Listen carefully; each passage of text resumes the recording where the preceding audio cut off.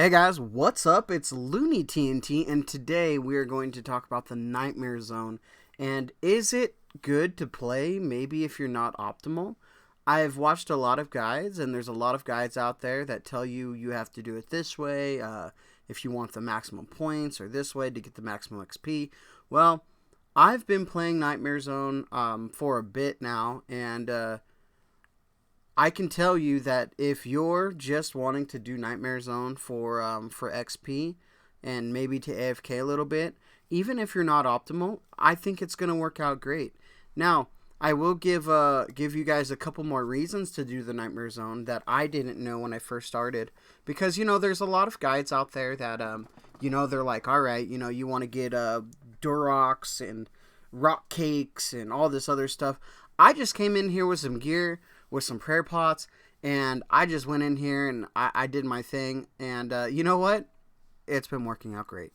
So, the main reason that I feel that Nightmare Zone is actually really good is not necessarily the XP and the AFK-ness that it brings, but the imbued items. Now, I didn't know that imbued items were a thing, and if you do, hey, that's great. If you don't, let me explain. There's a lot of things in RuneScape, a lot of items that actually can be powered up. I didn't know this. The Berserker Ring, for example. I believe the Berserker Ring gives Force plus Strength. Now, if you imbue it, it gives you 8, so it doubles its stats, which is insane. Now, that costs you, I think, around 675, 680k, something like that, points. As a person just coming in here, not really knowing what they're doing, I'm getting roughly about 90,000 points an hour, which is pretty decent, right? That's not too horrible. I know there's other people that are getting way more than me, and that's great. But if you're coming in here and you're unsure, maybe you have less gear, maybe you have less stats, you're not going to be maxing out 200,000 an hour. Maybe one day, just not today. So the thing that I'm really working on, though, is I want to imbue my Slayer helmet. Now, if you can imbue your Slayer helmet, that helps a ton. Because what it does is it doesn't work for just melee. It works for range, and it works for magic. So when you're doing different tasks and things, it's going to be great. Now, I didn't look into it all the way. If some of you guys know, I love, I love my channel to be here to kind of share experiences, to share information, because I'm a noob, I just enjoy playing the game. I might have some high stats, but I just like to sit and watch YouTube and just chill and play the game. But I'm not sure if it increases your melee, but I've heard some people say that it does, so I'm not 100% sure, but if it increases your melee even more than the Slayer helmet does on tasks, man, that's going to be awesome. And there's so many other ones also. So, there's a lot of different reasons to do the Nightmare Zone. I want to get the imbued items, and I'm at 980,000 right now. I need 1.7 million for the helm, and then another, 700,000 for the ring. And then when I get that, I'm gonna go do some Slayer and get my skills up and things like that. Now, another thing that I do want to say, my setup for monsters are not ideal.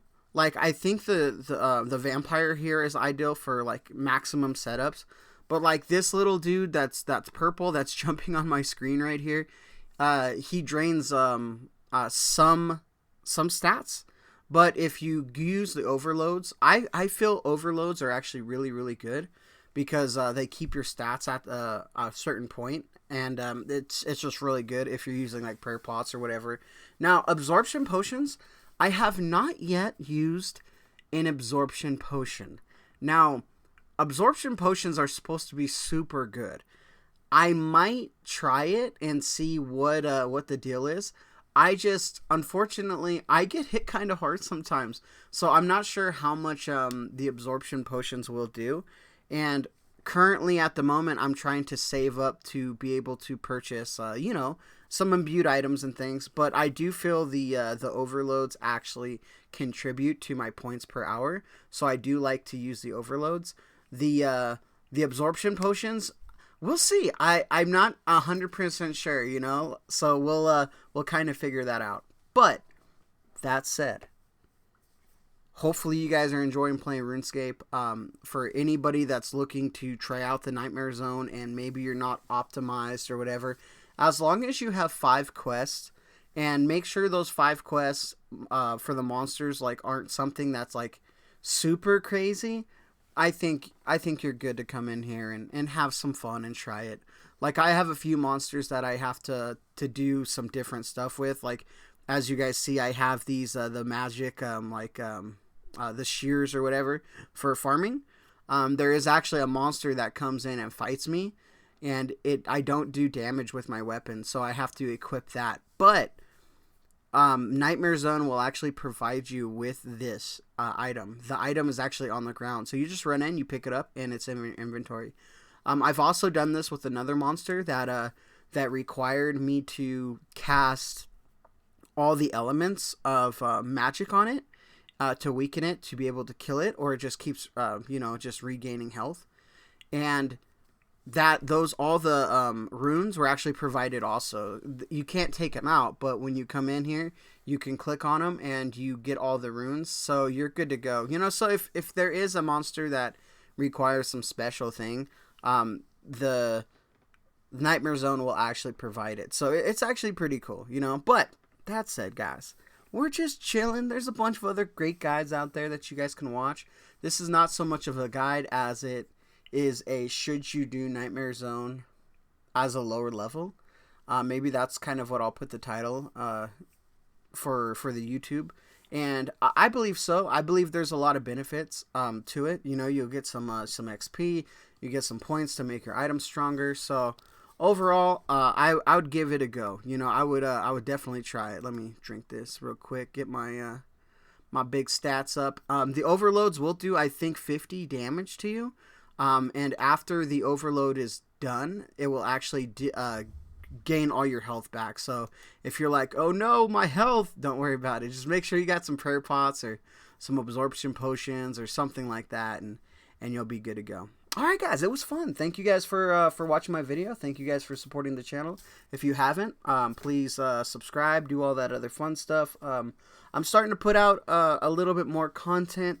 So if you guys do want to see more, we'll put out some content here and there, so that will be fun. But, and like always, anything goes good with a Dragon Med.